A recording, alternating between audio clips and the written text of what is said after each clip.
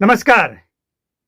राबड़ी देवी को सरकारी आवास खाली करने का नोटिस गया है और इसके बाद सब ये जानना चाहते हैं कि आखिर प्रावधान क्या है।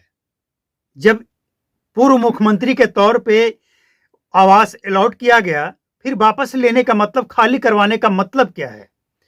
जबकि इस चुनाव में राबड़ी देवी न तो विधायक बनी है, न जीती है, न हारी है।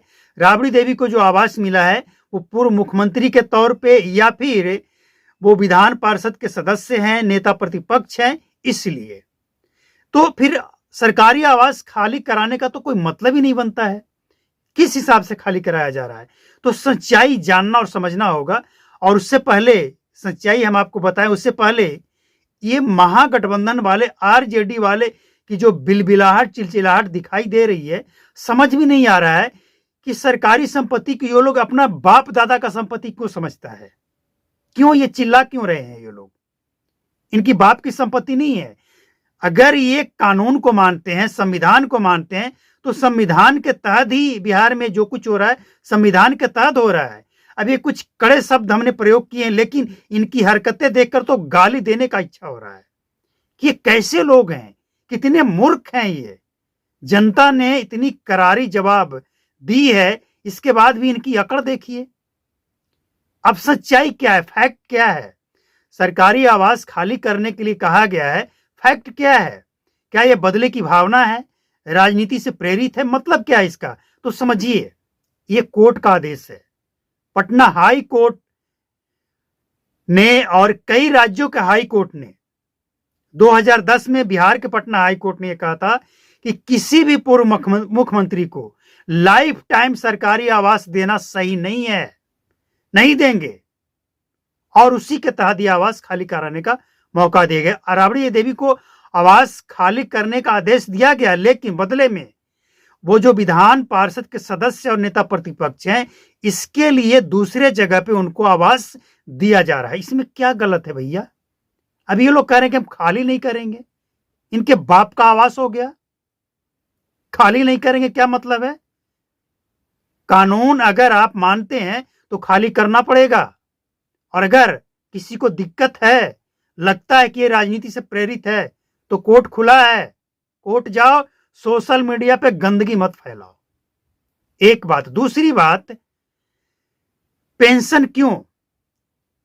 पहले आवास की बात पूरा कंप्लीट कर लेते हैं। देखिए, 2010 में एक मामला कोर्ट में आया। कोर्ट ने कहा कि हम किसी भी पूर्व मुख्यमंत्री को लाइफ टाइम के लिए सरकारी आवास हम नहीं देंगे, और उसी के तहत यह आवास खाली करने का नोटिस जारी किया गया है।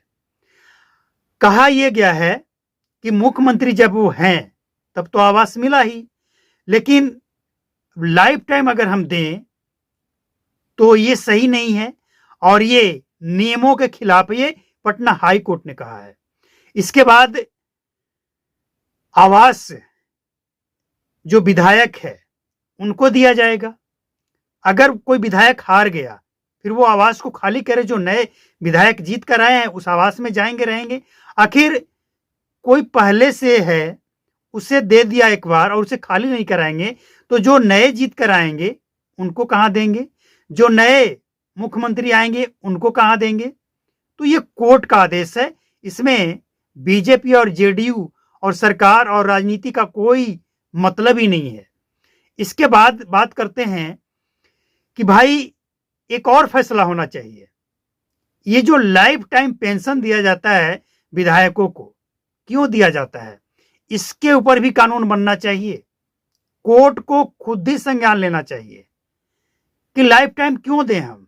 और इतना ही नहीं, दोबारा जीत गए, तिबारा जीत गए, तो उसके हिसाब से कुछ और पैसे उसमें ऐड किए जाते हैं, सेवा के हिसाब से।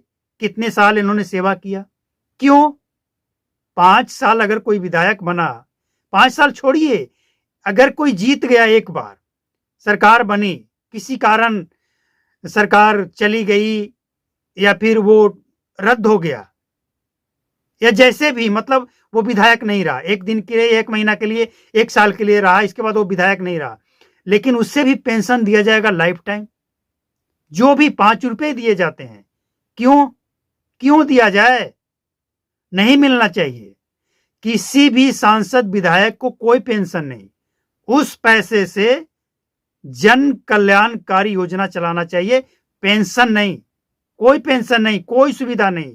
जब तक वो विधायक है, सांसद है, उसको सैलरी मिलेगा और जो सुविधाएं मिलती है वो मिलते रहे, लेकिन कोई पेंशन नहीं। यह भी प्रावधान होना चाहिए। नेता बन गया एक बार तो ऐसा लग रहा है ना कि जैसे सरकारी खजाने पे इनके बाप का राज हो गया, अब ये जो चाहेंगे वही करेंगे। और हद तो तब हो जाती है जब कई राज्यों में यह भी प्रावधान है कि वो जितनी बार जीत कर आएंगे उनको उतनी बार प्लस प्लस प्लस ऐड करके पेंशन दिया जाएगा।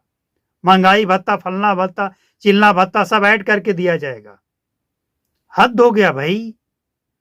5 साल के लिए विधायक चुने गए और लाइफ टाइम इनको पेंशन चाहिए। और जो वर्षों से सरकारी नौकरी कर रहा है, जो संविदा पे जिसे कहते हैं ना, वो टेंडर वाले, इन लोगों को नहीं दिया जाएगा। ये चाहे 10 साल या 20 साल जितना मर्जी ये नौकरी दे लें, सर्विस दे लें। क्यों? ये भेदभाव क्यों है? तो सैलरी जब तक विधायक हैं, सांसद हैं, लेकिन पेंशन, कोई पेंशन नहीं होना चाहिए। और जहां तक आवास की बात है, सरकारी आवास वैसे तो प्रावधान है ही, वही रहना चाहिए। और जो लोग ये चिल्ला रहे हैं ना सोशल मीडिया पे, पहले सच्चाई जाकर जान लो कि आवास खाली क्यों करने कहा गया है और नियम क्या है। सोशल मीडिया पे गंद फैलाना बंद करो, न तो इसी तरह से खिंचाई होगी।